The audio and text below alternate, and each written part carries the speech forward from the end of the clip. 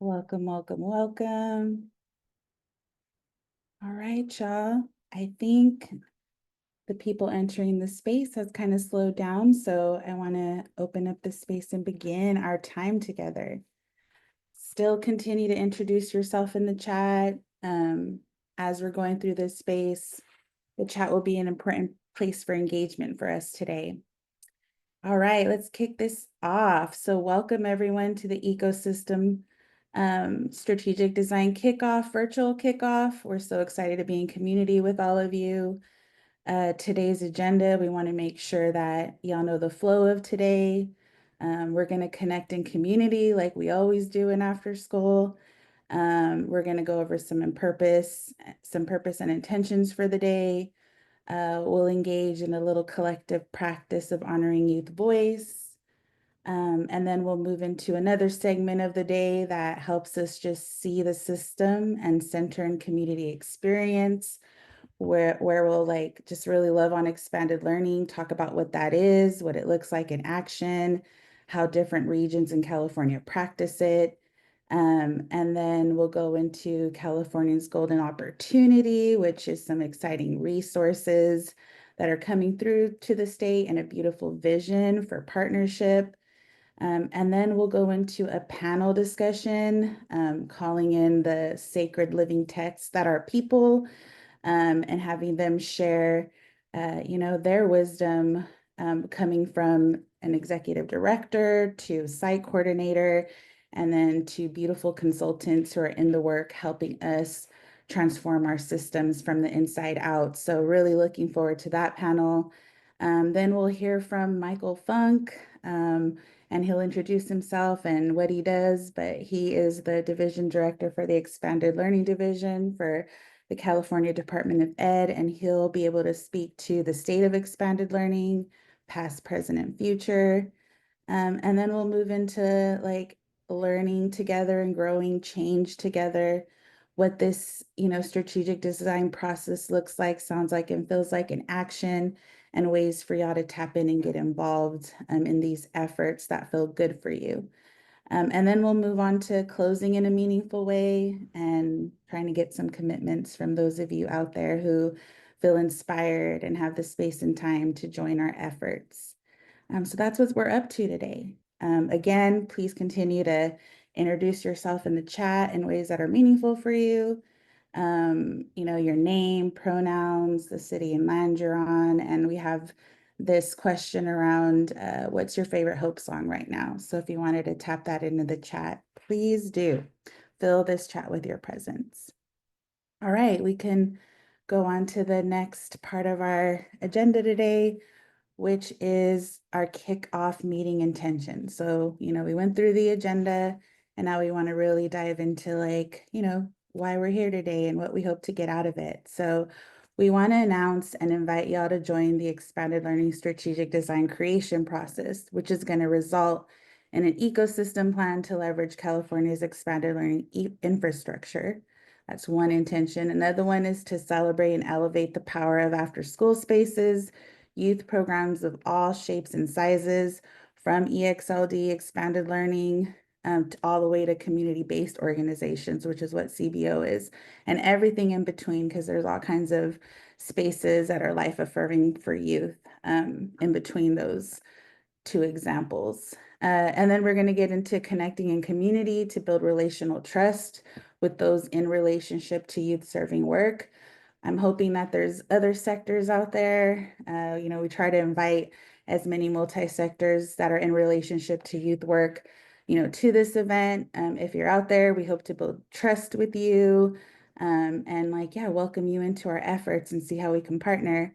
This space too is also about unity, so activated, engaging, informing, co-creating, and co-designing strategies for change to advance whole child, family, and community health and wellness. And we want to also close out with breaking cycles of persistent institutional harm by centering the voices of those in the field, which is all of you, our youth serving ecosystem of all shapes and sizes, and those most impacted by educational systems, which are youth, families, communities, and some of us in this space as well. So yeah, those are our intentions today. I'll move into introducing who's supporting the space today.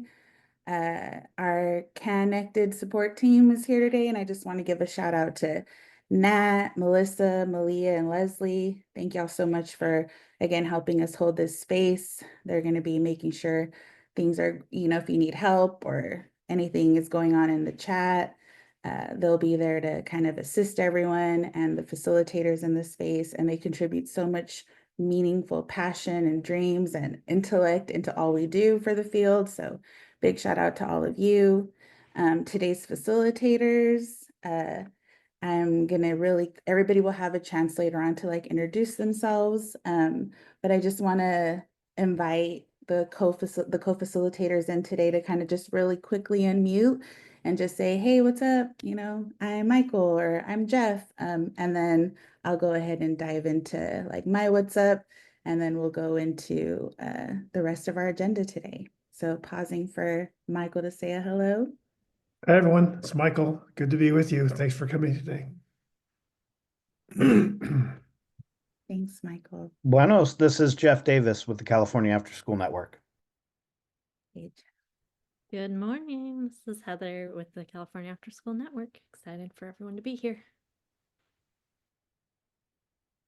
And all right, thank y'all so much too to the facilitators who are like helping hold this space as well, as we welcome so many beautiful perspectives into the field.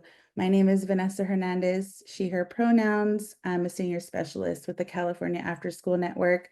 I'm leading and co-leading this work, I should say. I'm co-leading it with a lot of beautiful individuals. And it's a real honor to hold this space with all of you today. So yeah, that's a little all from me. We can go ahead and move on to our next part of the agenda. As always, we're always going to open up with some collective care invitations. A lot about how we're showing up today is about centering care. And so we'll dive into what care can look like in this space. And these are invitations, right? Take what resonates, compost whatever doesn't. So care for yourself. We want to make sure that y'all take breaks, hydrate, move your body. We'll be, together until 12. So participate in a way that is authentic to your energy and boundaries today. So please like honor your access needs and do what you need so that you can be present. We invite you all to make a new connection with someone in this space. Engage with each other through the chat, comment, like, share resources in the chat, show appreciation for all reflections and community that resonate with you. Another offering is to let your presence and engagement be an offering to the futures you dream of with our young people. Remember, there are many ways in creating whole child, family, and community wellness. This is one way that will create many different paths to that. And it's beautiful to honor like all the diverse ways that we can show up. We invite you to connect to curiosity, wonder, and awe as you listen and make meaning of your experience today. As adults, sometimes we don't get a chance to kind of tap into those things. So just inviting you to like increase your permission to do those things. And lastly, honoring the land that you're on in a way that feels meaningful to you, and acknowledging its deep history. You're part of the land, we're humans, we're part of nature, how it connects you to all timelines, past, present, and future, and honor all the joy, grief, life, community resistance, and medicine that endure today. It's there if we want to tap into it. And then feel the intergenerational ripples in you and what you practice and your spaces. A lot of today is a way to kind of pause a little bit. Sometimes we will get a chance for a sacred pause, an equity pause, to kind of just check into like, what are we practicing right now? What are we in relationship with?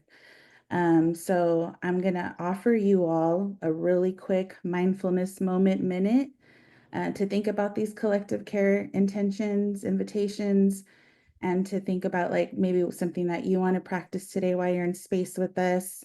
And in the chat, also just offering a website that you can explore so that you can be more in solidarity, in touch with local Indigenous communities in your area by acknowledging, the names and locations or landmarks in your area. of Indigenous places. So yeah, that's in the chat for you to tap into this minute if that feels good for you. If you need to just go get some water or tea, that's something that you can grab right now too. And yeah, let's take that minute to go do that and settle into these intentions and invitations.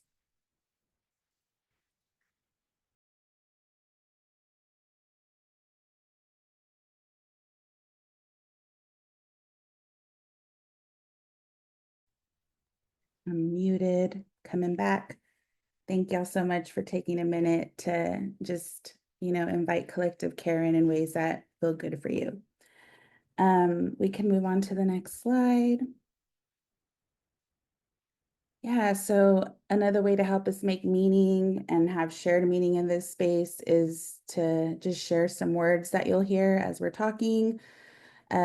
Ecosystem, this is like a metaphor to play with. You'll hear us talk about the ecosystem plan, that we're a youth serving ecosystem.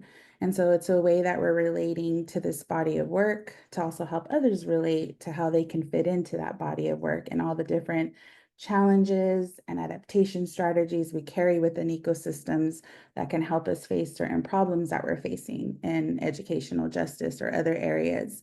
And so an ecosystem is a community of living organisms, plants, animals, microbes interacting with each other and their non-living environment like water, soil, temperature, sunlight within a specific area. Most importantly, it's where all parts are interconnected and depend on one another to function as a whole system. Essentially, it's a complex network of life and its surroundings in a particular place. So think California, think of us being a complex network and what it takes to function as a whole system as we're going through the different themes and conversations of the day. We're here to talk about a strategic plan and invite you all to those efforts. So if y'all don't know what a strategic plan is, it's a clear roadmap that outlines goals, priorities, and actions to guide the growth and impact of a program or system over time.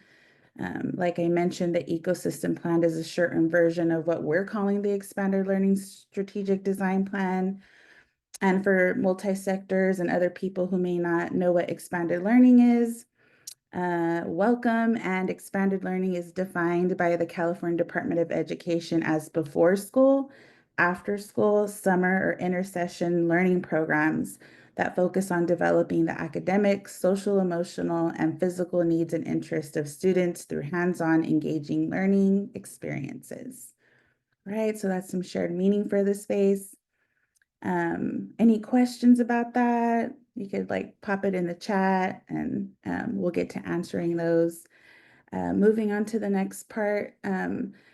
There's also some resources we'll be tapping into. A lot of today is an invitation to co-create, co-design, to share wisdom and knowledge in this space. And so we have a place for that to kind of gather all of our collective wisdom so that y'all can take that back with you, right? Like if we all contribute to this Padlet, there'll be certain questions I will answer, and then it'll be an offering for all of you to take back with you to your work and what's meaningful for you.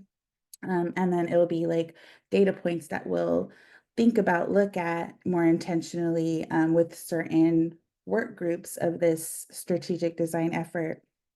And we'll weave those in. So it's a really beautiful place to impact the strategic design.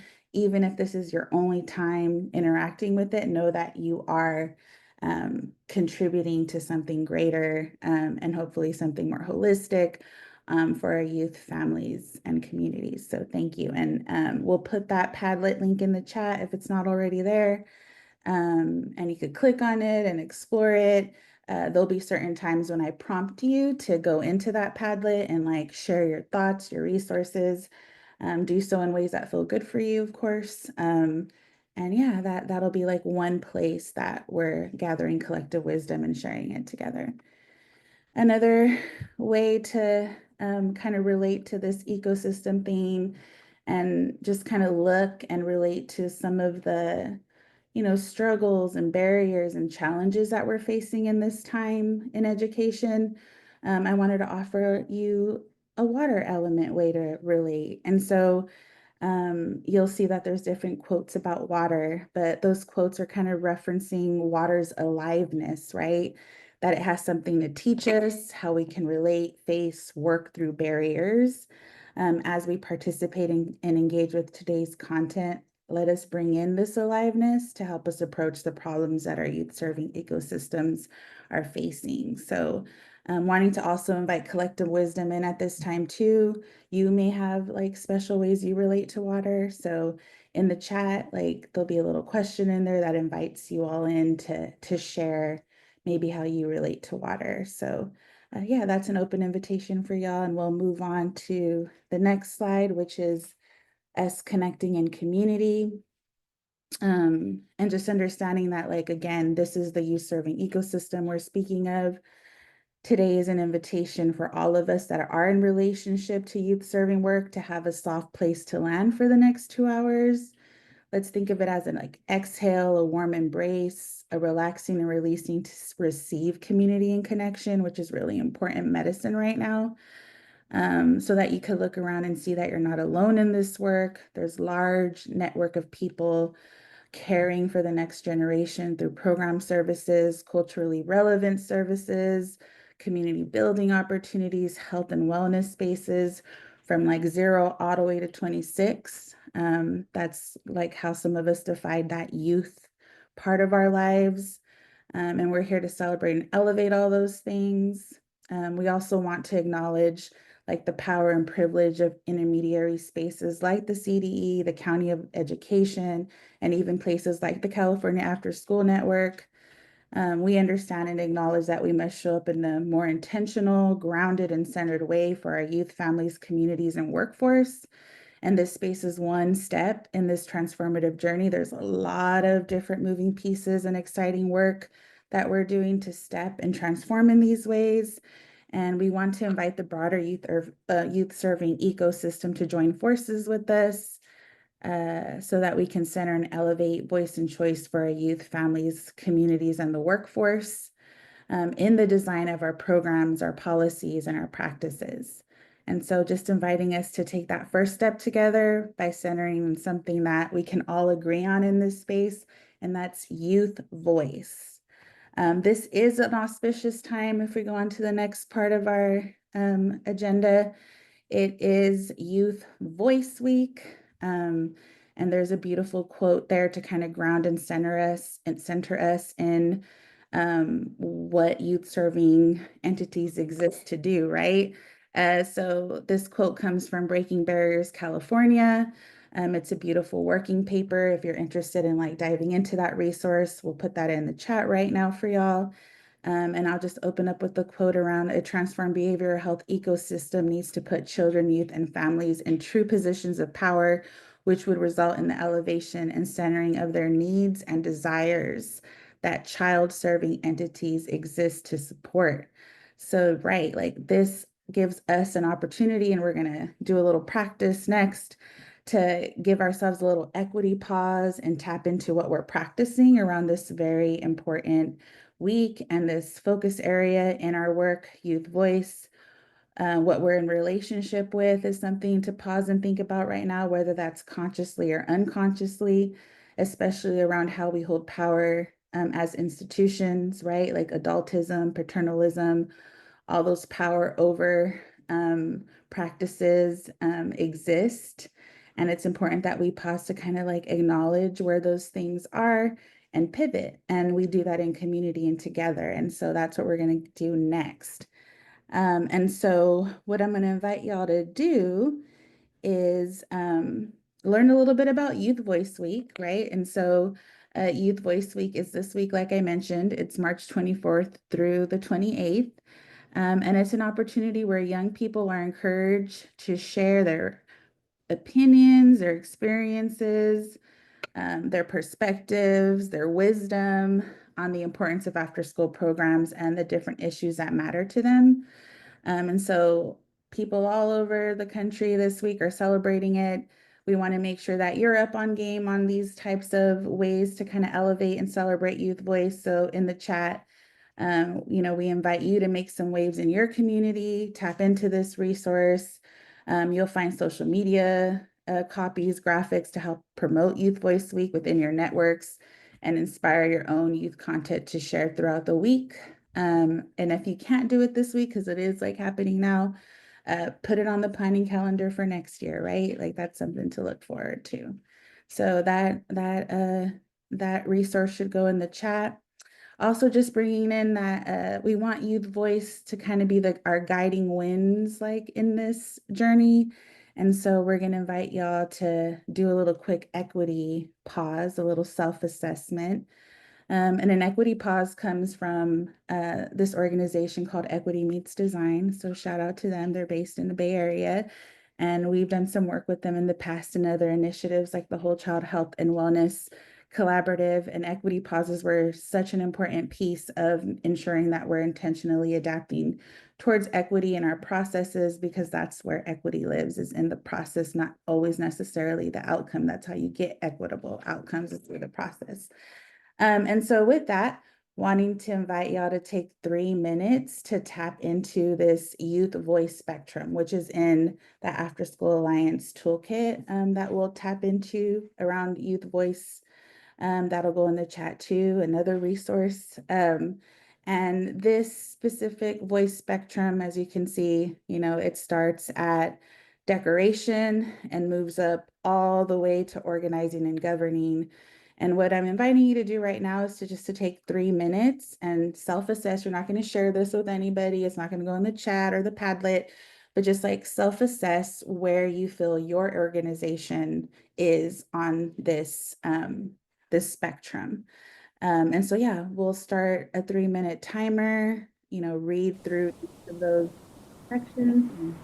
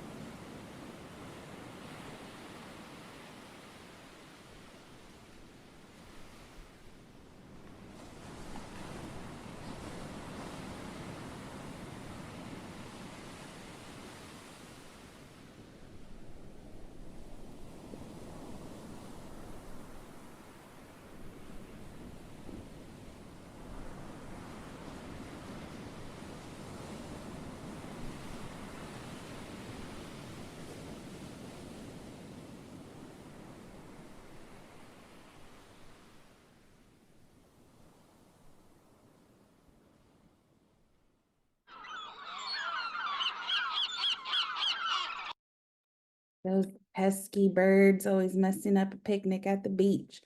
All right, so welcome back, everyone. I hope that that self-assessment, was meaningful for you, gave you some perspective, gave you a chance to pause and tap into what you're practicing around youth voice and choice. Now I'm going to invite us all in for a shared learning opportunity. If we can move on to the next part of our agenda, where again, they want to keep coming through. So I want to invite y'all to join the Padlet. Like I mentioned, that was a place where we get to tap into collective wisdom and add collective wisdom. And I think it's important as a youth serving ecosystem that we kind of share some mechanisms that we're using to ensure that youth feel safe, that they feel valued and respected when we're sharing their perspectives in the programs that you're a part of. Like, how do you make space for that? We're going to invite y'all to tap into the Padlet. The Padlet, like I mentioned, the very first column, so we'll say activity 1, it has that question, and all you're doing is posting on that very first part of our Padlet and answering this question. If you can't get into the Padlet, all good. You could also contribute in the chat. We'll make sure that those chat answers make it to the Padlet so that that wisdom can leave with everybody if you choose to download that PDF. We'll go ahead and take 5 minutes to do that. If you are seeking connection outside of this space, though, like in your post, I invite you to add your name, role, and an email so that people can reach out to you and be like, oh, that was a really good youth voice practice. Like, I'm interested in how they did that.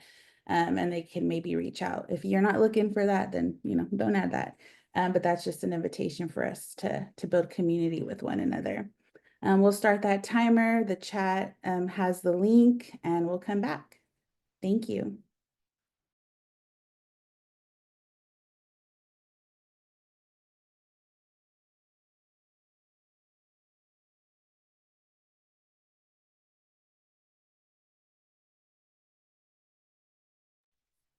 All right, y'all.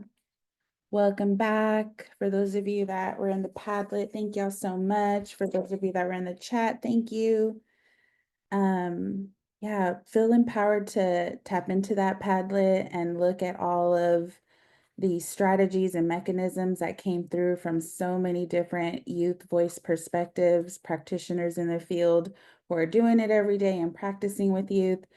We honor your wisdom, and it's great to know that you're sharing that with others. So thank you. Please tap into that. All right, we can move on to our next piece. All right, so again, this part of the agenda is connecting in community, right? We connected around youth voice and choice, what that is, how we practice it. But we also are here today to gather around connecting with the expanded learning strategic design process. So just want to, again, make sure y'all understand that, like, what are we doing here today? We're announcing our partnership, which is the California After School Network's partnership with the California Department of Education to co-lead a strategic design process that elevates expanded learning as an essential pillar in California's education, health, and human services and workforce development ecosystems. Given the current opportunities, which we'll talk about, California's golden opportunity in this funding, but there's also threats. There's a lot of threats to education that are coexisting right now in the way we want to show up for our youth and our families and communities. And so within our youth serving ecosystem, now is the time to leverage the expanded learning infrastructure, right? Because we've been building relationships and holding community and centering youth voice and choice and building on, social emotional learning skills for a long time in expanded learning.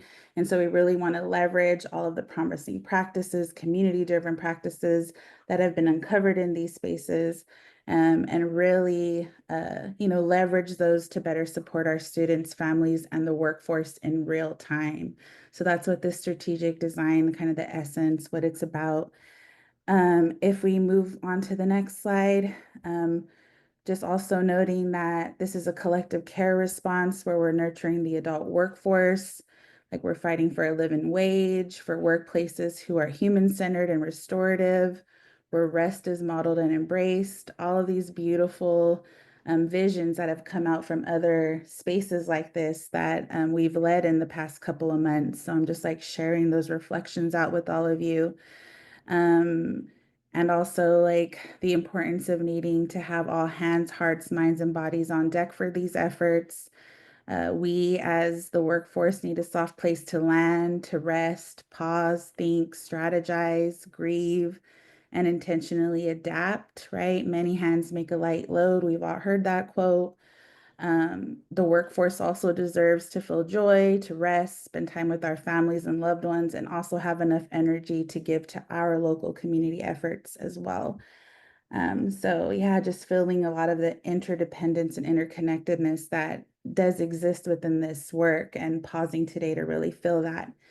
From this place, like once we're like cared for, tapped in, like fighting off compassion fatigue and, secondary trauma and all the things that pop up from holding spaces where we do in our communities, we can truly uplift young people, truly listen to their visions, dreams, desires, and longings.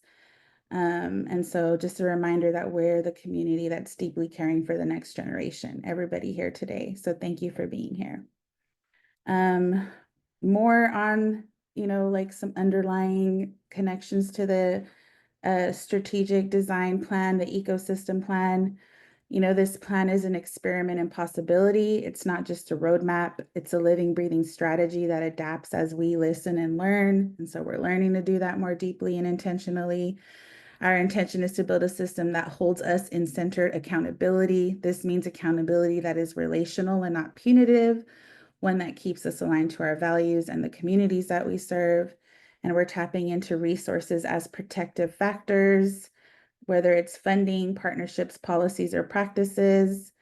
These aren't just tools for us, they're safeguards that help us stay committed to the work without losing sight of our purpose. And we recognize that systems can drift. So without intention, we risk repeating old patterns of scarcity, extraction, and disconnected decision-making.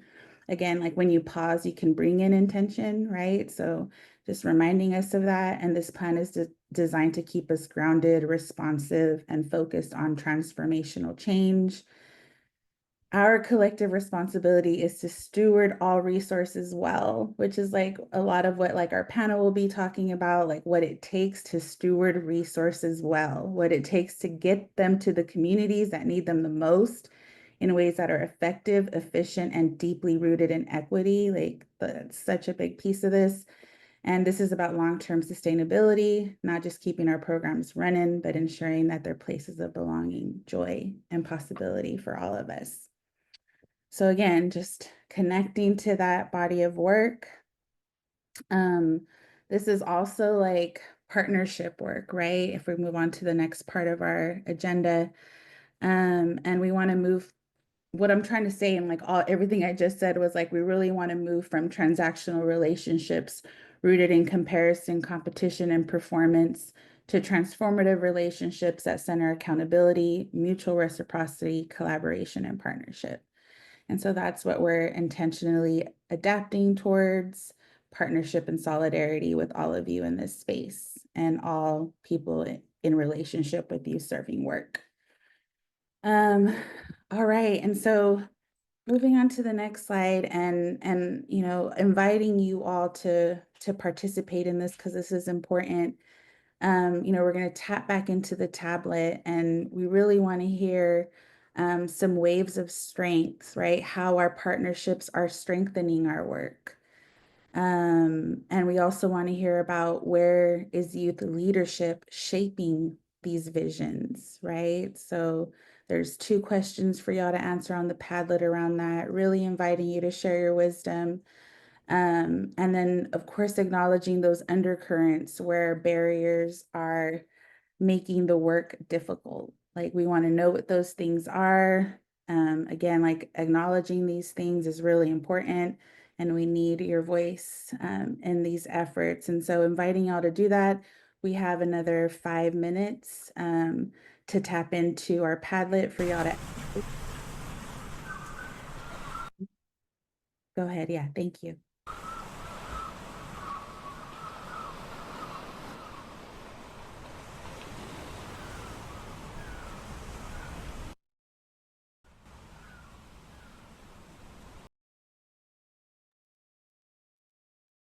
All right, welcome back.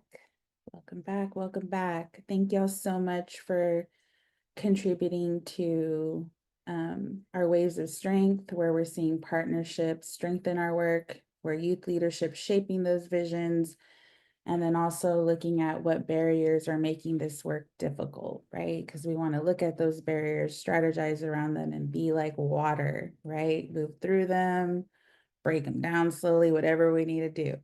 All right, so I invite you all to like look at that Padlet, and in the chat, if you want to write like any strategies or barriers that you're resonating with, feel empowered to like, yeah, light the chat up with all of those things. There were people who answered the question around, you know, if they feel they have a strong community partnership that's helping their region move forward, if they feel like they've encountered a major barrier, and if both realities are being held at once, right? And we'll find that we're in a time of duality and holding like joy, grief at the same time, you know, complex change and creativity at the same time. And so duality is definitely a skill that we need to think about, embody, and how we hold the work going forward. And so you'll see in the chat that there is a lot of duality that's existing from that. So that's just something that I'm noting. All right, so with that, thank y'all so much. Again, remember that you'll be able to take this Padlet back with you. And it's a way for us to kind of tap into the collective wisdom in the space and inform this strategic design plan that we're talking about. All right, moving on to our next part of the agenda, which is see the system and center community experiences.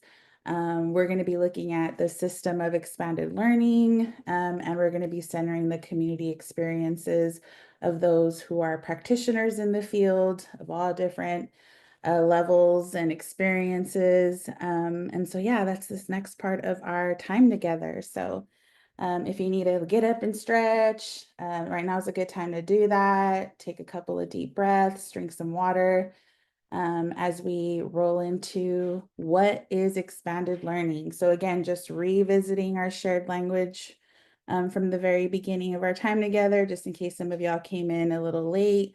Expanded learning is defined by the California Department of Education as before school, after school, summer, and intersession learning programs that focus on developing the academic, social, emotional, and physical needs and interests of students through hands-on engaging learning experience. And now we got a little video for y'all to watch so that you can like really tap into it. And then we have our first guest speaker. So I'll stop talking now. Please share that video. Thank you.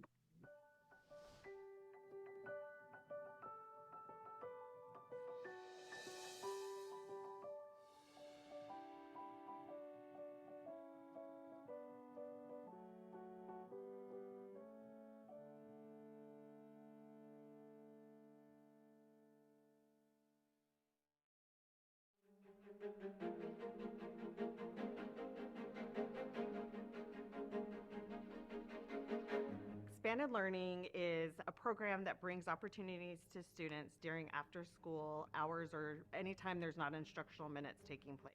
We have an after-school program that begins right when the regular day ends and runs until 6 o'clock, and then we run 10 Saturday schools and 30 days of summer. They begin with some free play time for kids to get their energy out, but then also provide physical education, physical activities.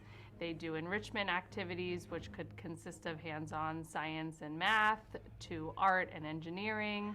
The kids also receive homework help from our youth leaders, which is a real benefit to them to expand their learning from the school day. We have so many enrichment programs that are really providing that social interaction and career readiness. Students will have some skills as they exit from elementary school even that they could possibly take into their futures. My kids really love the physical activity. They like to play games with each other and they're very competitive, and having them really grasp on to the idea of sportsmanship and watch them bring that into their school day is really amazing to watch. Our extended learning programs begin with a snack, dinner time, something that the students are excited to have And it really provides them an opportunity to sit at tables and to eat with their friends that might not be in their same class, and really have an opportunity to take a break and decompress and really feel that they're taken care of. My most favorite thing about the after school programs are doing the activities and experiencing better things in life and get to meet nice people. To be honest, it's more than just a program. It's a philosophy. It's an approach of really supporting young people in their communities and their families. And that's what we want, a sense of belonging and connecting in a place that makes students feel cared for and valued and important and loved. That goes a long way. You put that type of environment together and you bring in exciting activities. We're working hand in hand with our families to raise their children, and we hope into strong civic-minded students that are going to continue to contribute back to the community.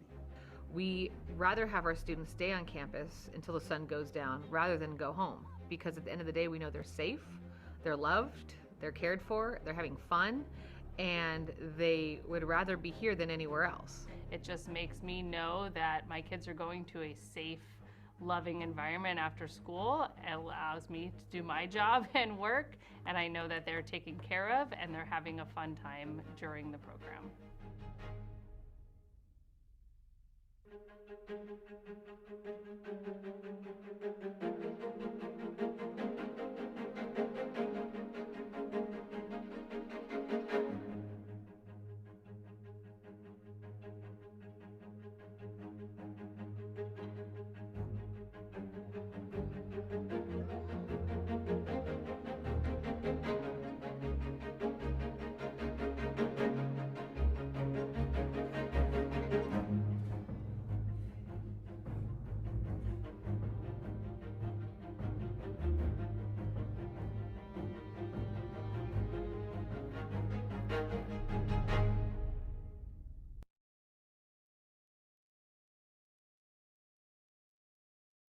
Yeah, there's a lot of beautiful shout outs about the video and everybody that was involved in creating it.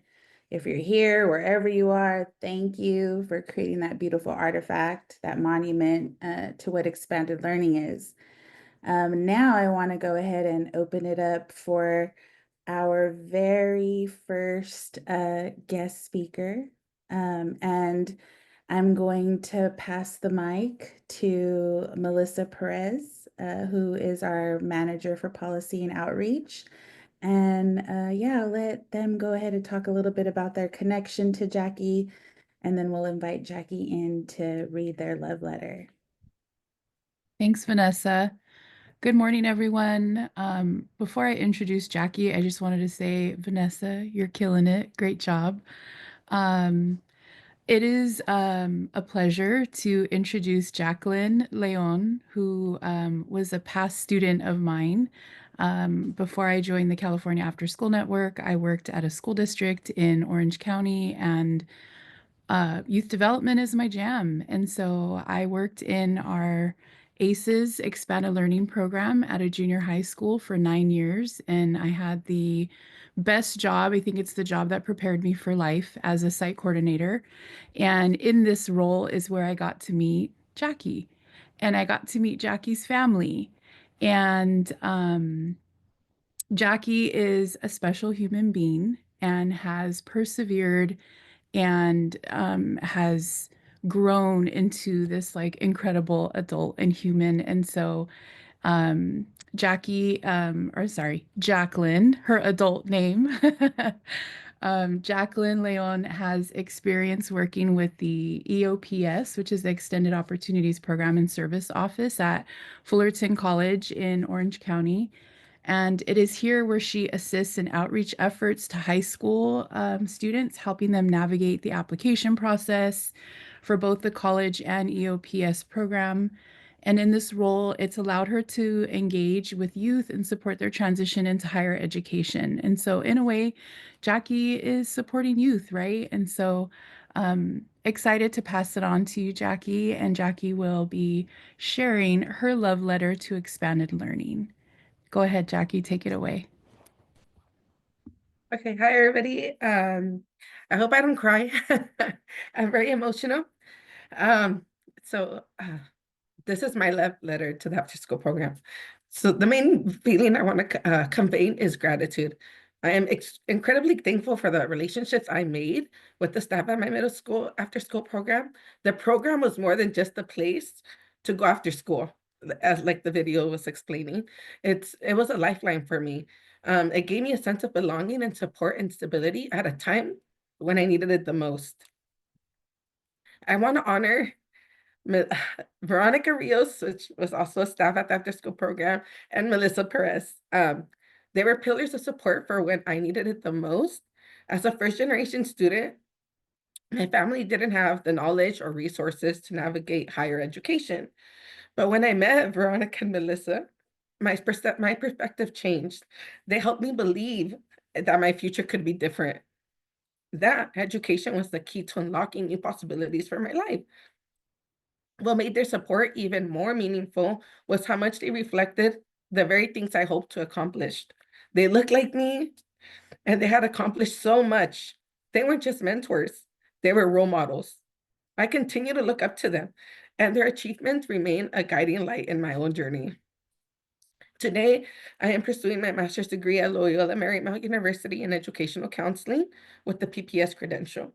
I never imagined this would be possible when I was younger, especially in middle school. What I hope the audience takes away from my story is just how important and valuable an after school program can be for students like me, especially as a first generation college student in my family. For me, the after school program was a crucial part of my journey, and it still holds a special place in my heart. It's where I learned not only academic skills, but also life lessons that I carry with me every day. I stand here today as proof that while the journey may be challenging, it's absolutely worth it. And again, this is just my simple love letter of appreciation for all the great things that they gave me during my time at the after school program.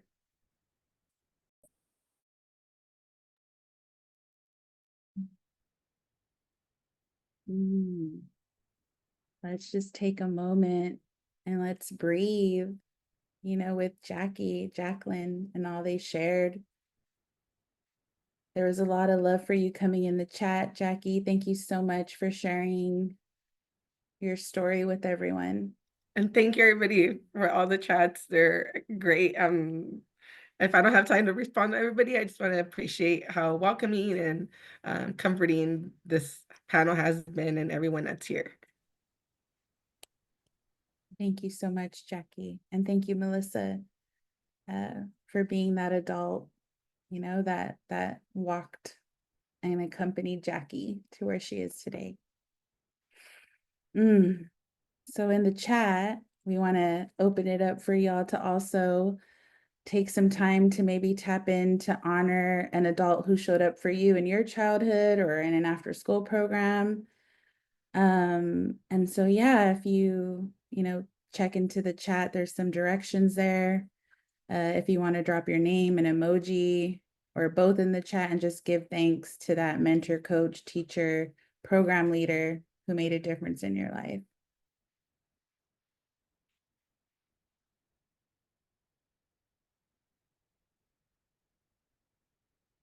And if you still have their number or email, send them a message too. That's always good to hear from a student.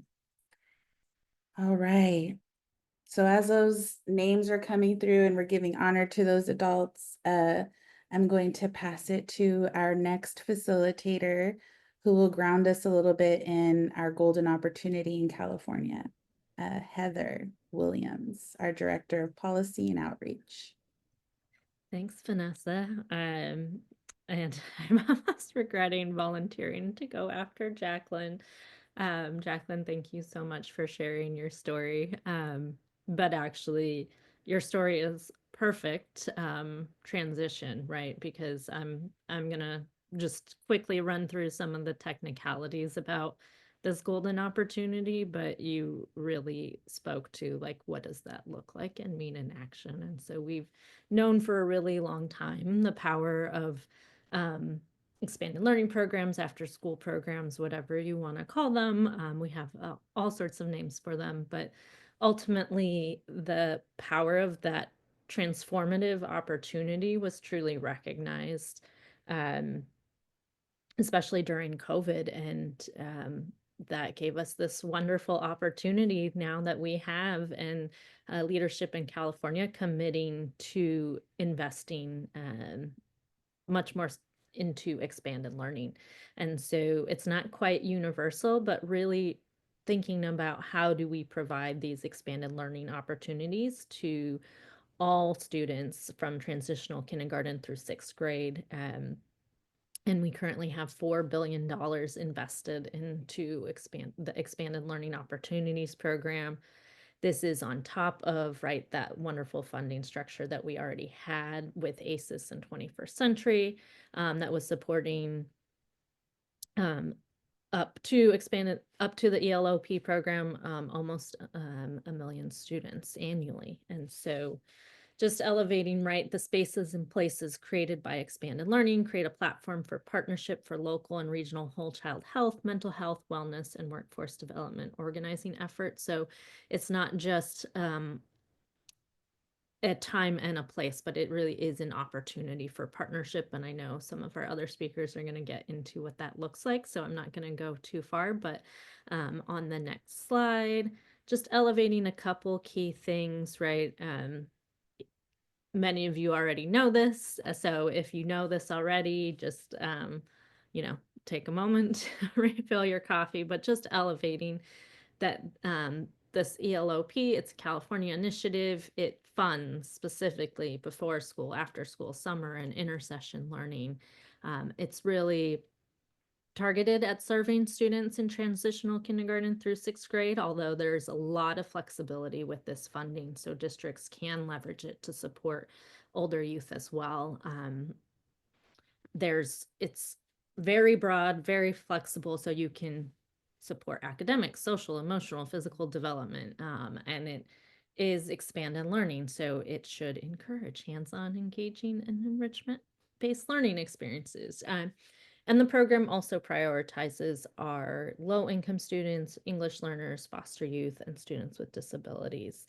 So those just some of the basics. And on the last slide that I'm going to mention, this is funding that goes to our local education agencies. It's an annual apportionment, so our school districts are really the folks that receive the initial funding, but they can partner with communities, their communities, and we encourage them to partner with their communities. And so there's just a few ways that funding can be used listed on here, but truly this is it's a golden opportunity because it's such a large investment, recognizing what we know already to be a wonderful time and place and a transformative place for our youth, but it also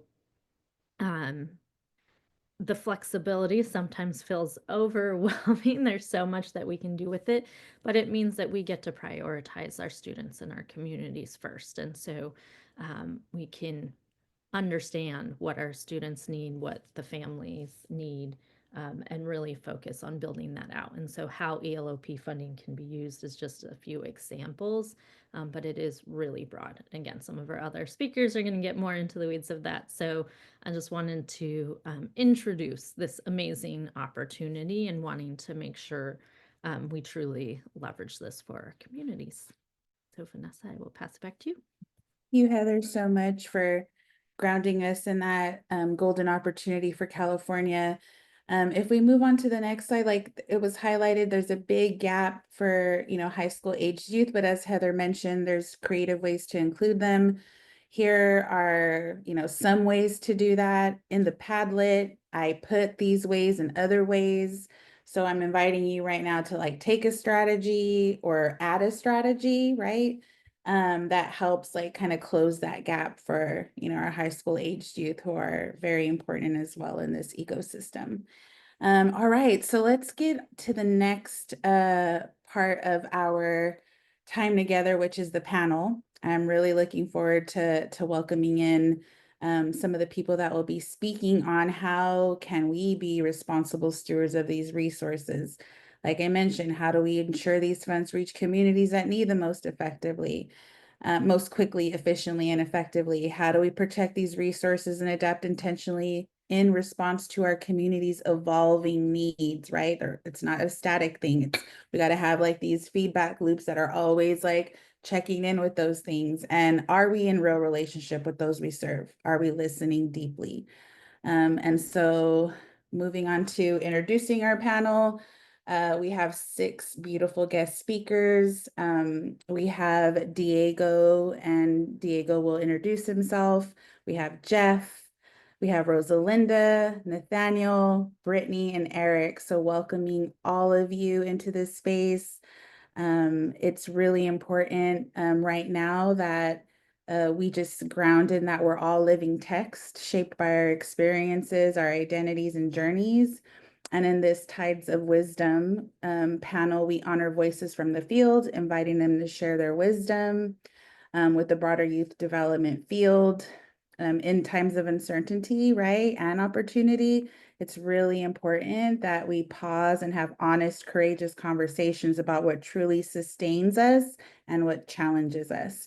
And so, yeah, we're going to go deep and invite that truth in, create space for it, and hopefully it moves us towards collective action. All right. And so with that, introducing our first guest speaker, Diego Arancibia. Thank you. Thank you. May our young people be better than us. May our young people be better than us. May our young people be better than us. I mean. I have to give shout outs to a couple of folks because, trusted partner, like seeing Nathaniel and seeing the Queen Rosalinda on this made my day.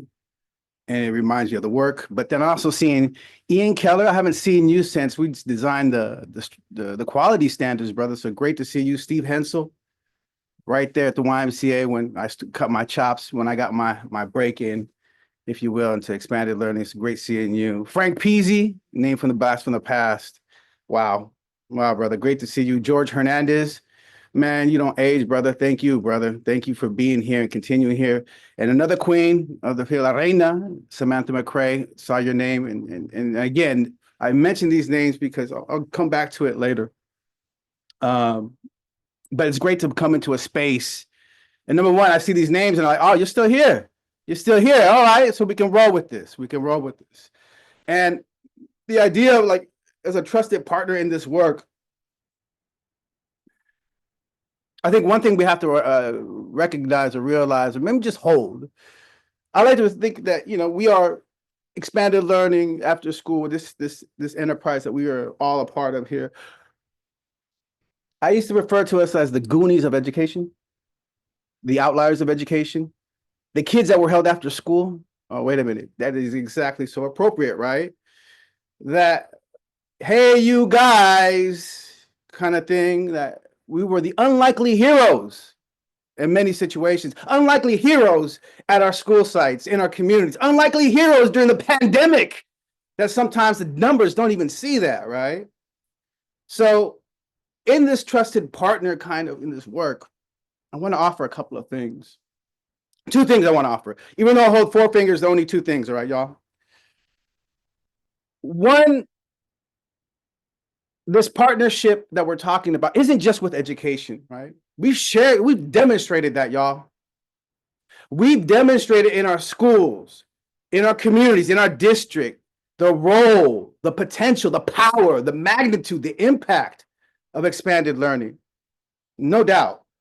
But I want us to offer something a lot bigger, though. And it's time. It's time. I feel it. I'm getting shaky. Hold that we are the 5th largest economy in the world. Hold that we have $5 billion to steward. This is bigger than just after school. This is bigger than California. Understand that expanded learning is a key partner in nation building. The time of hard force is over. Military force, brute, it is over. The time of what quote unquote soft force, education, arts, it is now. And what role do we have? We are leading that, y'all. We are leading as not just as a trusted partner, but as a lead driver in nation building. So hold that. Not just, okay, how do we go through the collaboration continuum and we can give those resources and they're great. But this right now, this time right now, and I go back to those people that I mentioned, George, Samantha, Frank, Steve, Ian, Nathan, and Nathaniel, and Rosa. I'm going to need all those folks and all the folks I didn't mention that have been here that work with Prop 49 to lead, to lean, and make sure that these stewards, that these funds not only are being used, but are being leveraged and being connected. And in many ways, us getting out of the way and having this partnership with young people. So again, it isn't just me or Ken or ASAP, the county office or CDE. No, it's all these folks in here leaning in because each one of you is here for a reason and here's a purpose. And if you've done it for more than 10 years, oh, you're a veterano. That being said, I'm going to actually invite my colleague because if you want to look at a practical example about trusted partnership in this work, look at ASAP Connecting Can. And when you look at ASAP Connecting Can, I look at to my brother, Jeff Davis. We began this work together as former site coordinators. And I remember my first meeting, I went to him, hey man, how do you do this? What do you suggest? And Jeff graciously coached me as a new coordinator at ASAP Connect. And then when we became the executive directors, we knew how we wanted to show the world, not just expanded learning, the world, what a transformative partnership can be. Thank you, brother. Thank you so much, Diego. That's a beautiful,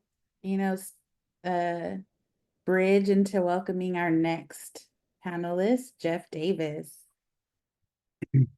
Hey, team. I've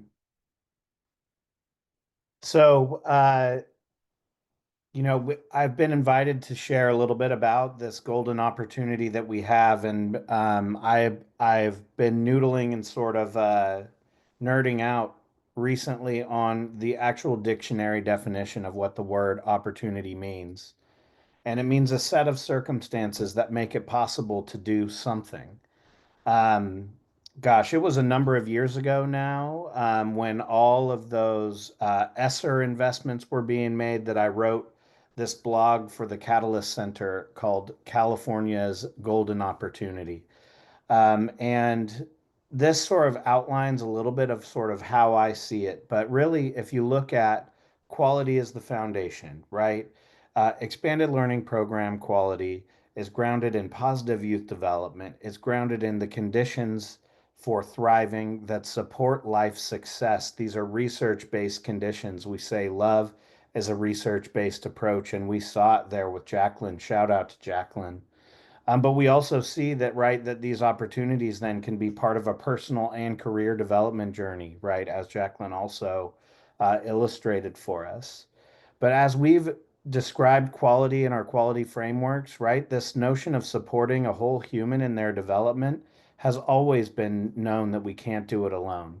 Whether it be the first quality self-assessment tool or the quality standards for expanded learning, these are things that outline that family, school, and community partnerships are essential for what we want to advance.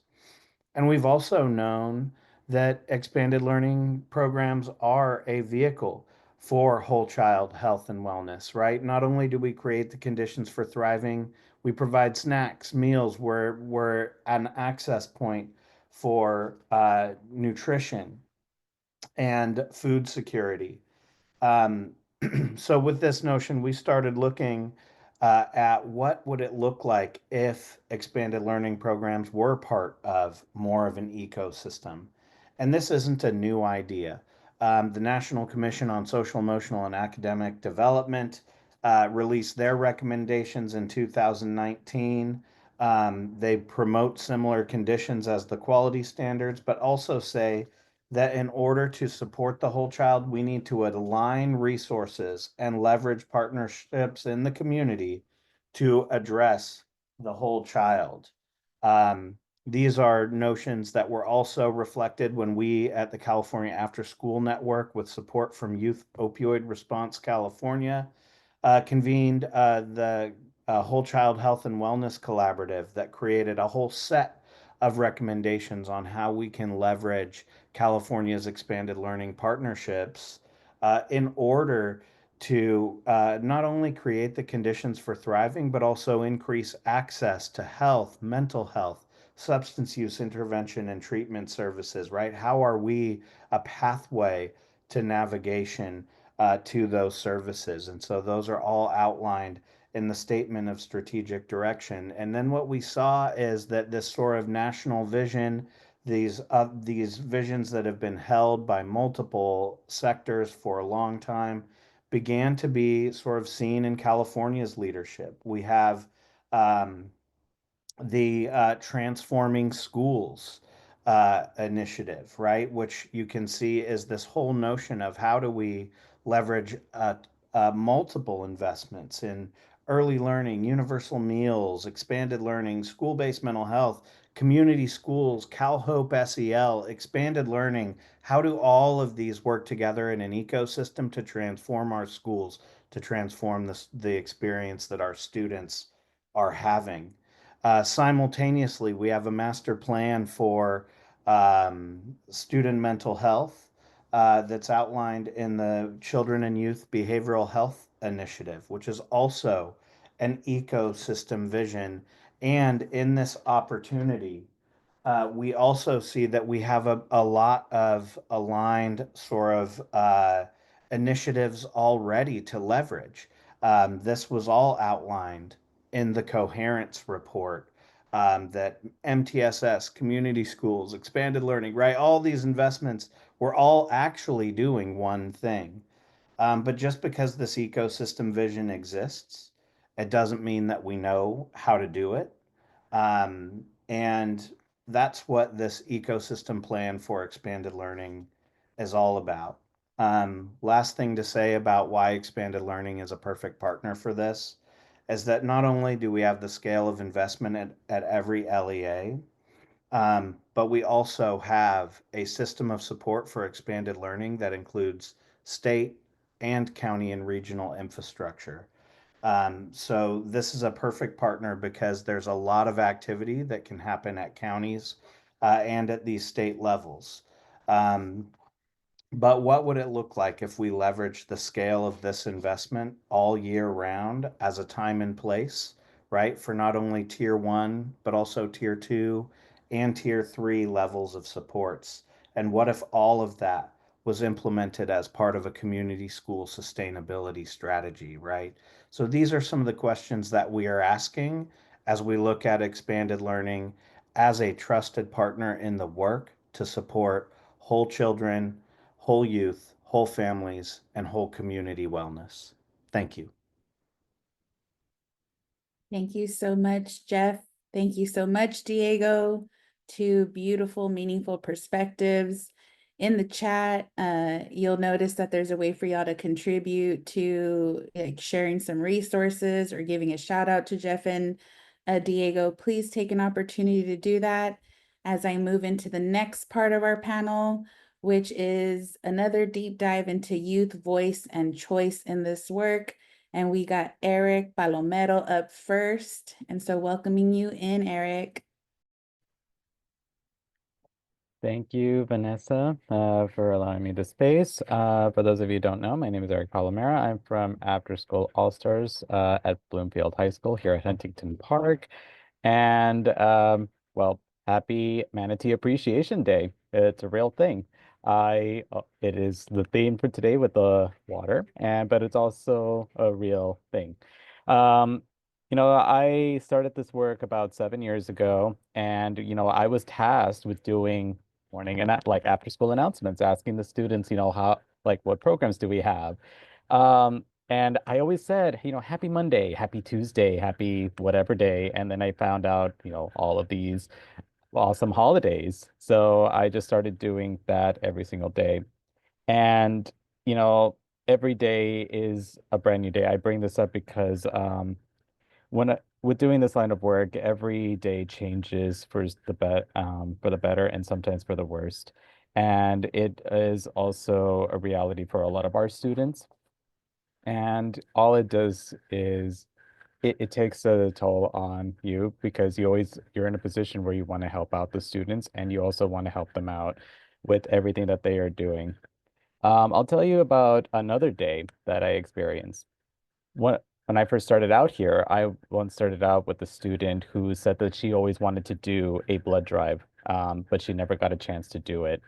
And I, having been there only for a few weeks, I had decided that I'm going to make her dream come true. I don't know how. I've never done a blood drive before, and yet I did what I could to figure that out. It took me a few months and it took several phone calls all to myself, but I found out a program and we were able to do our first ever blood drive here back in 2019. And that made her day. So much so that I made another phone call where I brought the mayor of Huntington Park to recognize her in her appreciation. And that was a special day for her.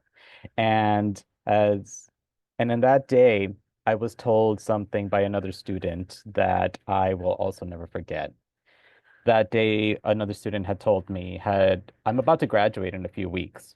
And I've always wanted to do a psychology program here at the school. But every time I kind of brought that idea up, my friends would always laugh at that idea, and I would just laugh with them, and then we would never do it.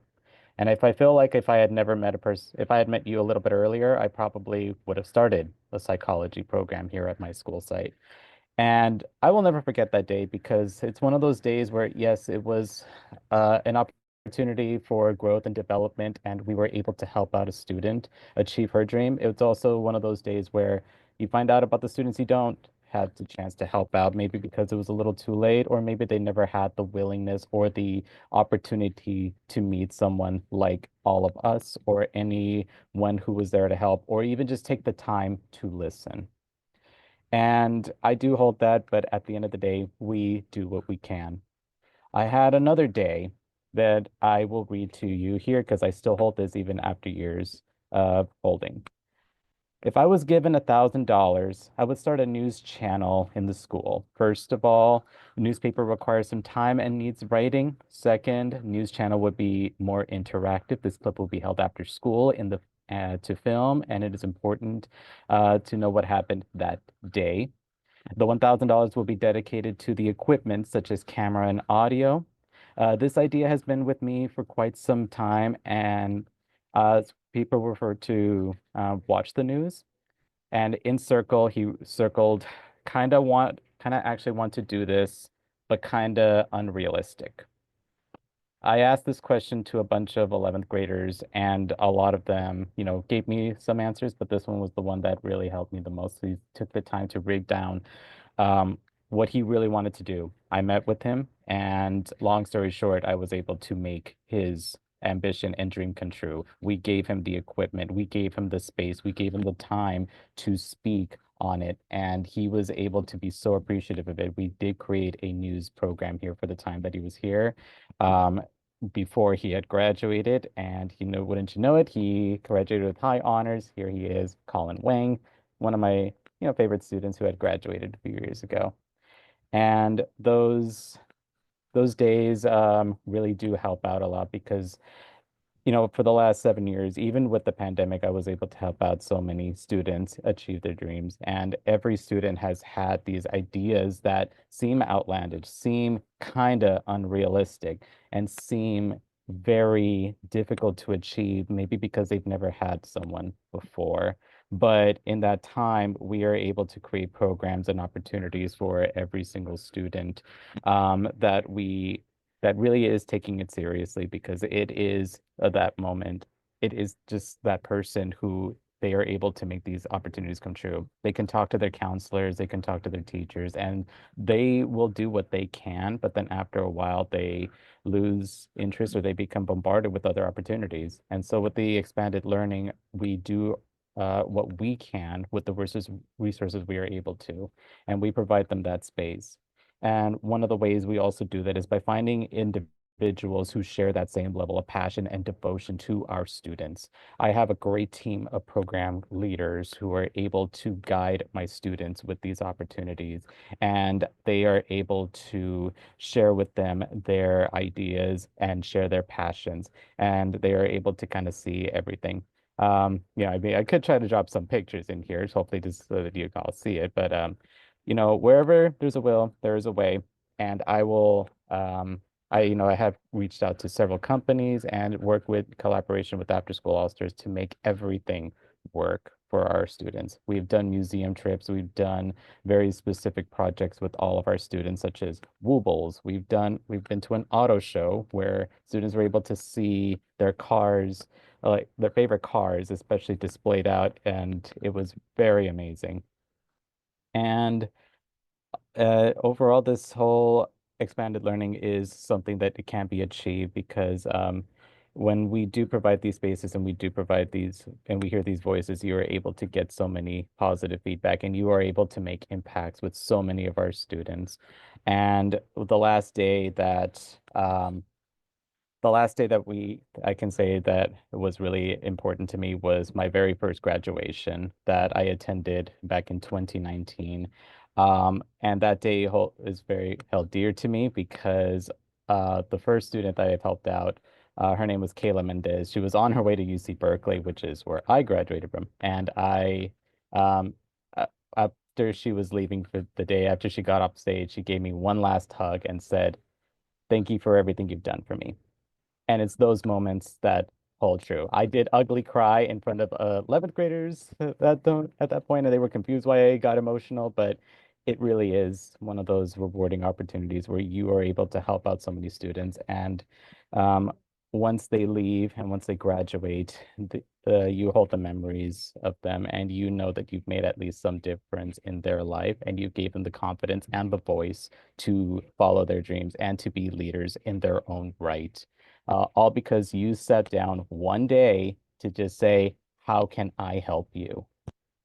And that's really my chance on Youth Voice and Leadership. All right, Eric, thank you so much for sharing all of those beautiful ways and examples of how we can show up for youth and center in their voice and choice and what that means to you as a youth development practitioner in the field. I want to welcome also Brittany in. Brittany, I didn't get a picture yet, and so I hope you don't mind that I put a little octopus there for you. And so I wanted to welcome you in to speak about youth voice and choice in this work before we go on to the final part of our panel. Oh, I'm sorry. I attached it, but it's okay. So my name is Brittany Hamilton, and I also work for After School All Stars Los Angeles. I am the program coordinator at a local charter school in South Los Angeles. And just like everybody has touched on it, how important after school programs are so critical to our youth. Just like Eric, I run the day-to-day operations, and I also have seen how important our after school programs are to our youth, our families. The programs are definitely needed. I can definitely share a success story. Just like Eric, I had a young man who actually learned how to code and learned how to build robots in our program. And it was something he was unsure of in the beginning. He was like, well, Miss, I don't know. It's something I've never done before. But he had at it. He created a club. He got his friends to join the club. And then he actually went to a high school that's right next door to our middle school. And he continued with this skill that he had built in middle school. And then although we see them here and there across the gate, he came in his senior year and he's like, Miss, I'm going to college for coding and to be an engineer. And I said, wait, what? And he's like, yes, I'm going to college for that. And I said, so you stuck with it? And he's like, yes. And so that's just a pure example of why these programs are important, for our kids and why they need it, because they wouldn't get these opportunities anywhere else. And I feel like everybody has mentioned it. Although we may not get the, how can I say, the appreciation every day, we are the unsung heroes of here every day, dealing with students. And so I feel like that's why I come to work. And definitely the young lady who read her letter, like I understand from the program coordinator standpoint, and just like Eric stated, every day is not easy, but we have to find ways to motivate our kids to be the voice for themselves, to be the voice for their community, and be the voice for their families, because they are the next generation that will take care of us. So I'm trying to think what else. Um but I think that's it. I think everybody else kind of like really touched on all the kind of the key points. Thank you so much, Brittany. You did add a lot to this conversation. I want to shout out, After School All Stars Los Angeles for coming through and giving perspectives on middle school voice and choice and high school voice and choice, and what those two important age ranges need, and the type of adults they need to be in community with them to help elevate, those voices and what they're trying to achieve in their local communities. All right. And so in the chat, give some love, some resonance to both Brittany and Eric. And we're going to welcome in our next and final set of panelist speakers, Nathaniel Wilson, who will kick us off next. And then we'll move into our last one, Rosalinda. And so, yeah, welcoming in Nathaniel to talk a little bit about healing-centered design in this work. Thank you. Thank you. Good morning, almost afternoon, everybody. Healing. Healing is something that I'm extremely passionate about. I also think healing is very essential to all of the work we do, both for the adults, for our students, for our communities as well. Some of the questions I was posed to answer is, how can expanded learning be a space for healing from historical, intergenerational, persistent, institutional, and personal traumas? I think it always starts with us. As the cultivators of that space, it always starts with us. We have to do the work as well. When we talk about healing, it aligns to a lot of the things we're already doing. A lot of the work we're doing, healing is also a byproduct of that. A lot of times indirectly. Some of it is like we're not looking to heal people, but because we're doing certain work, it actually happens. But I agree that if we do it in a more intentional way, I think it could be revolutionary. Super important for our students and families, because if they grew up how I grew up, nobody taught us how to heal. We didn't have these practices and things in place to teach us how to navigate this rough terrain, because one thing we all know is life is going to throw us things that we're not ready for. And if we're taught these healing practices, if we have these healing spaces from a younger age, imagine what they can accomplish.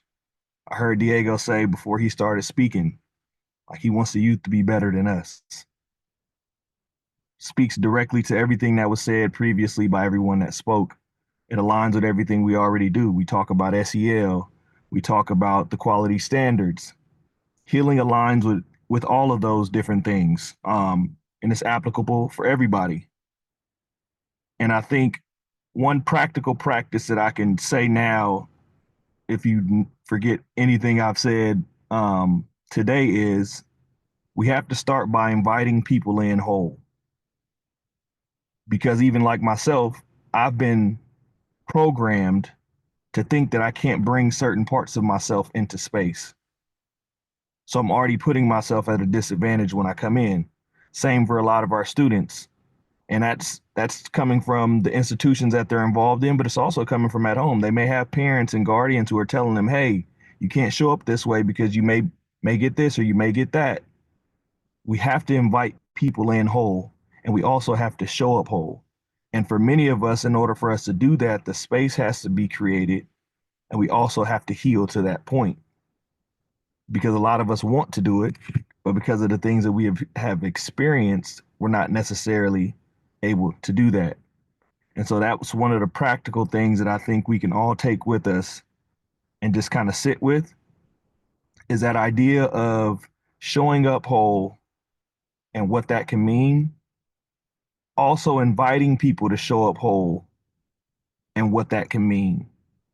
And I think a lot of us do that indirectly and maybe unintentionally.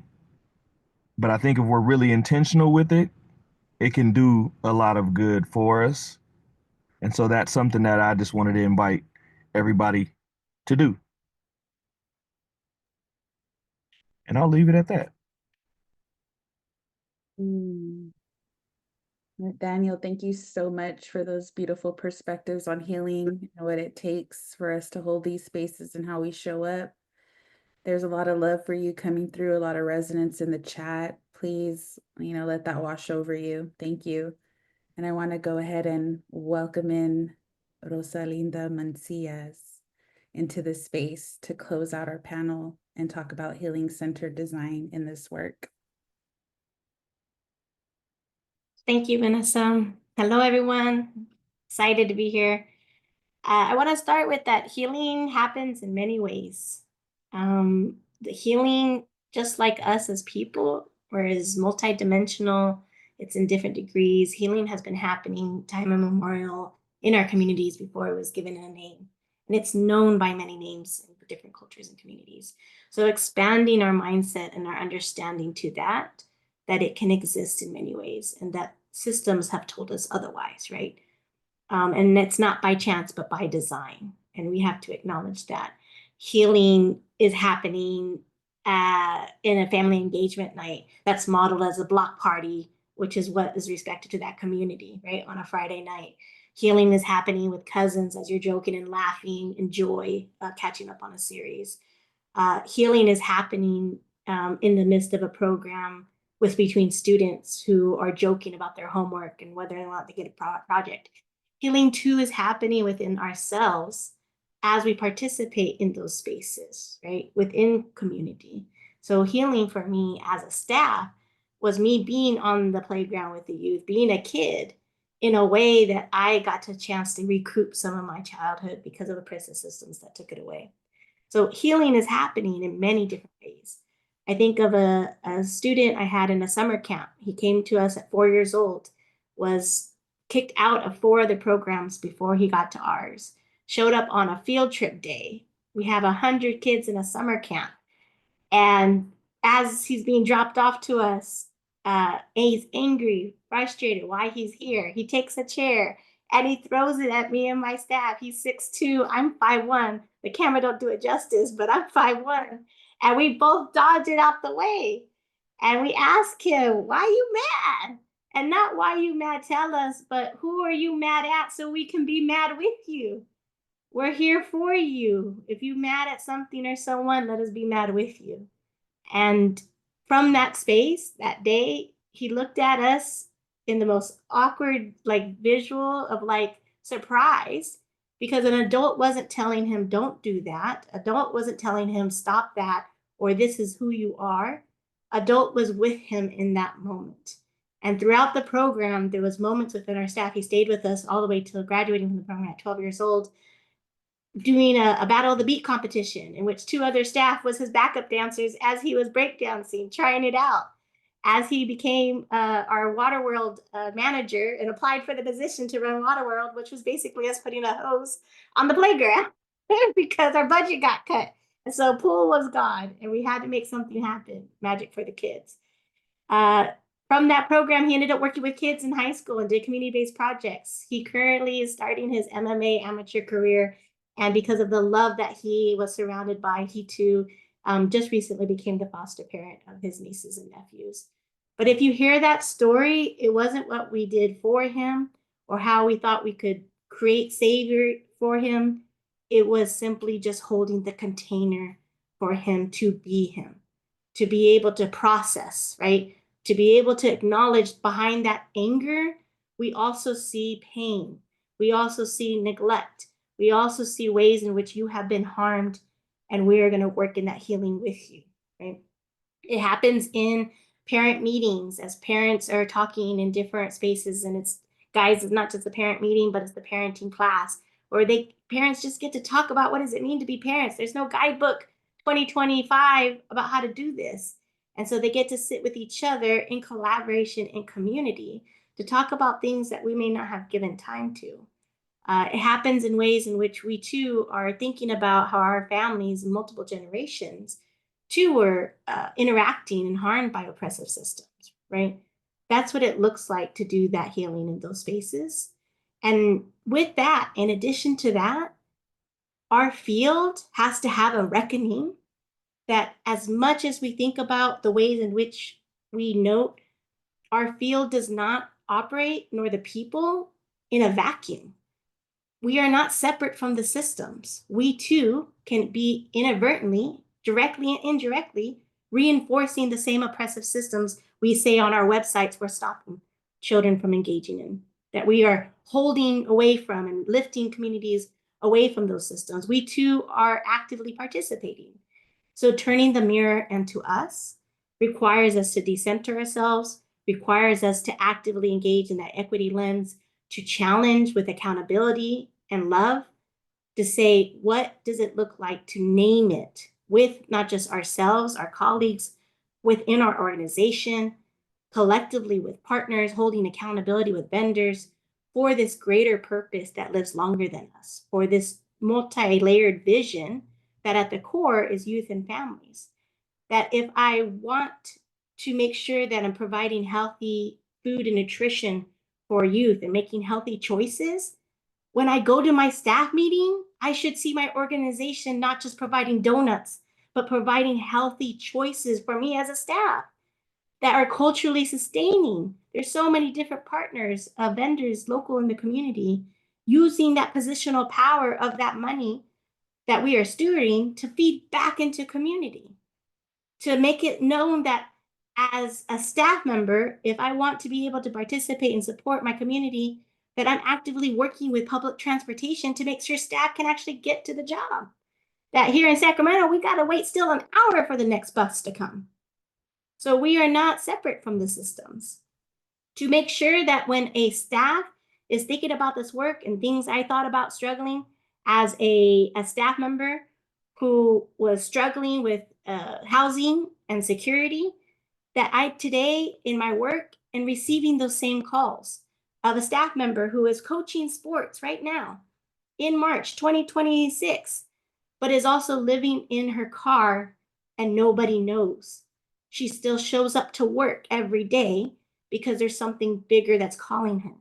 I want to know, where's the program holding space for the staff as well? Because healing is intersectional. Healing is bringing it to the center focus. As a staff member coaching sports, I remember my ability to be a coach being questioned, not because I'm a woman, but because of the systems that have modeled it to say so.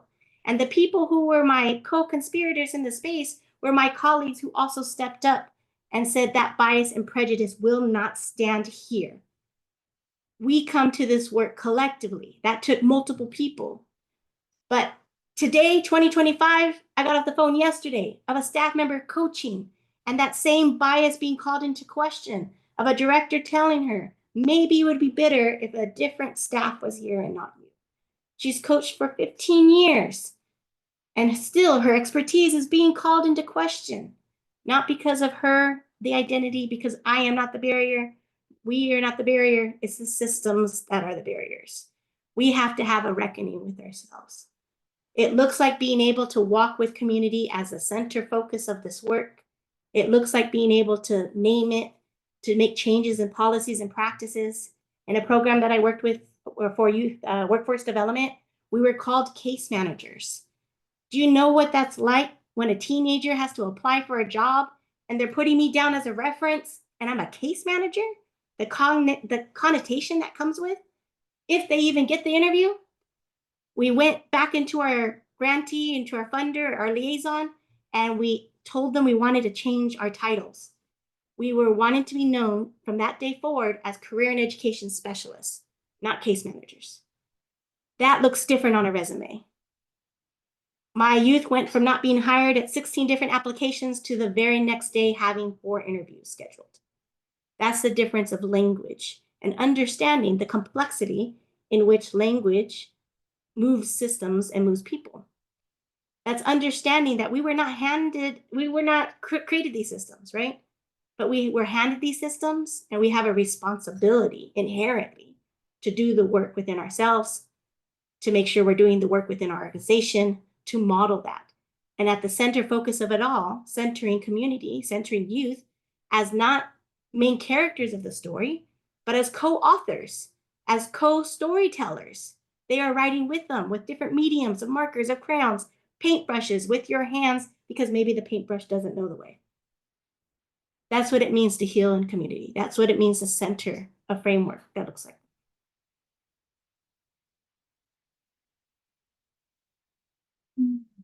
Wow. Y'all we need a moment to just absorb every single person that contributed to this space today. To the panel, like, thank y'all so much for coming in and sharing your wisdom. In the chat, give some appreciation to Nathaniel and Rosalinda. There's also a question there if you want to share any wisdom, with the rest of the space that's still here. But yeah, that was a very powerful panel, and I hope that, we're still feeling it even after this space, and it's helping us kind of release and renew some of the ways we're approaching this work. With that, I'm going to pass it on. We got like 10 more minutes, so it could feel a little fast forward. So just like bear with us. We're going to follow up with a recording. We're going to follow up with resources and make sure that y'all know how to stay engaged with this journey. And if you want to join it, there's multiple ways to do that. And I'm going to hand it off to Michael Funk to kind of help wrap us up and close us out around dreaming a vision for the future. Thank you, Vanessa. Wow. We're way behind, and I'm really glad, because all those voices were, every voice, Vanessa, you're, as a facilitator, everyone who's chimed in has been a powerful voice. Jacqueline, Eric, Brittany, Nathaniel, Rosalinda, I got nothing. Amen. That's what I got to say. And I'm coming around the corner to 65. And I remember when I was like 35 and starting this work, and the young, passionate person when there was no money. There wasn't a dime of state money. And I'm just saying, my heart is really full and optimistic about the future. And the next slide,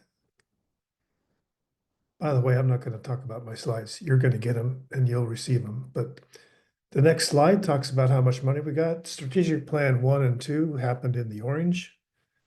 And now we've got the blue. And so there's a lot of reason to get serious about working to be more strategic and all that stuff. But the real gold in California is not nearly $5 billion. It's the humans who just spoke. That's why we got to come together. How do we support you, empower you? How do we come around you? And the thousands and the tens of thousands of others who didn't have the chance to tell their story during this segment, but whose story is just as powerful and just as important, and who are touching children in just the same way.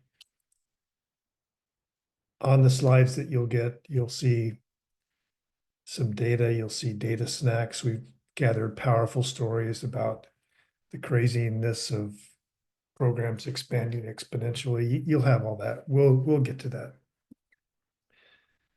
But what I want to just say is, we're in a moment. I'm in a moment that has more power and potential than at any point in my career. And if you want to hear more about that, I'm going to get into great detail at the Boost conference at the town hall. We're going to get into why this moment is a watershed moment, to use the water metaphor, for expanded learning in our state. If we look at it correctly, we look at it from the right mental model, we could squander it or we could fuel it. And I have a lot to say about that. And if you're involved in this process, if you come to Boost at the town hall, you get to help shape that, work together, do it. So I'm all in. I didn't say I'm almost 65 to say I'm almost done. I'm just getting started. So come with me.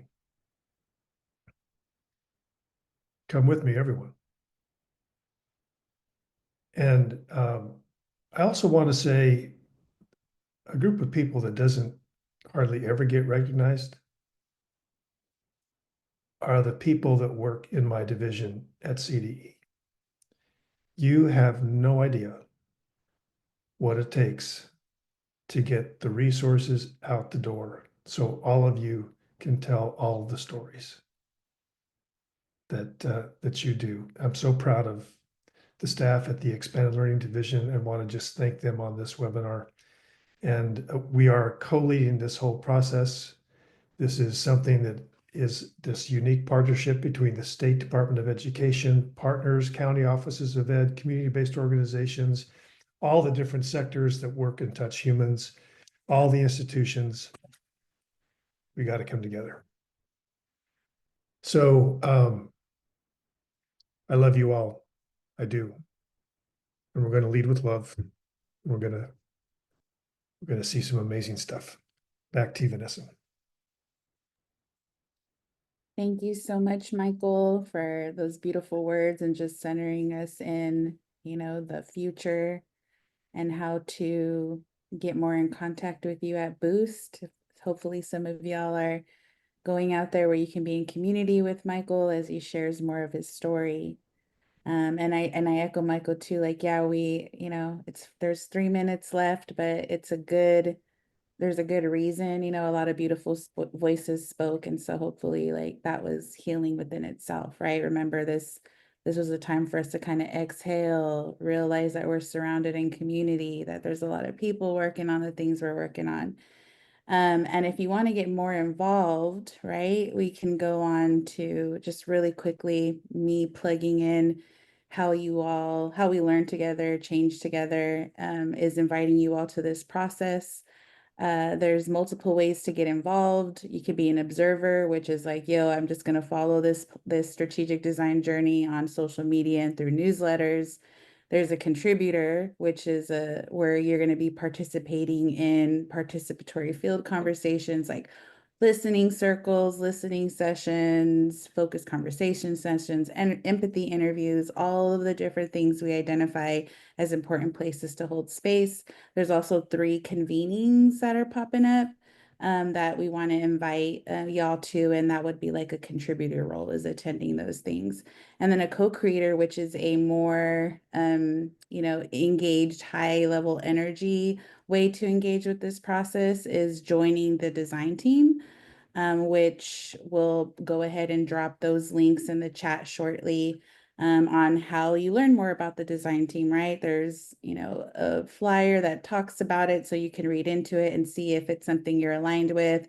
The ecosystem advisory team, if we move on to the timeline slide really quickly, won't kick up, until around summer, just so that you're kind of understanding like when these towns will kick off. When these teams will kick off, and the different things that we've kind of done throughout this process beginning since last year in 2024. So yeah, the design team applications are out right now. They're due the 4th. If that's something you want to join, please do that. The design team will be announced at Boost. So we'll give y'all a shout out. And then the ecosystem advisory group will probably begin sometime in the summer, but really launch in fall. Like recruitment will kind of start in the summer, launch in fall. And then, we have plans to release this draft of the ecosystem plan in April and May of 2026. I mean, in fall of 2026 with kind of like a finalization in April and May of 2026. Like Michael mentioned, we're going to send all of these, the slide deck, the recording, any links that we put in the chat for all of y'all will be also included in our thank you email. But just really want to encourage y'all to join these efforts for a lot of the beautiful reasons that were already mentioned. As we're closing out, if we could move on to the closing and commitments, probably slide 50. Just welcoming all of you. Thanking all of you for joining, welcoming you to the journey. And here's what's on the horizon for us. There's an ELOP Academy coming up. The strategic design will be there. That's another opportunity to join in. The Boost, like we mentioned, is another place. There's a workshop as well, in addition to the town hall. And like I mentioned, that ecosystem advisory team kicking off in the summer, fall, with the design team getting cracking right now, accepting applications. With that, it's 12:01. If you have to leave, please honor your time. I want to thank you on behalf of everybody for joining. We could close out with slide 51 and that last slide, just leaving you with some wise words from Prentice Hemphill. Keeping our practice simple, present enough to witness, humble enough to listen, courageous enough to act, and accountable enough to change. All right, y'all. Much love to all of you, and thank you for joining.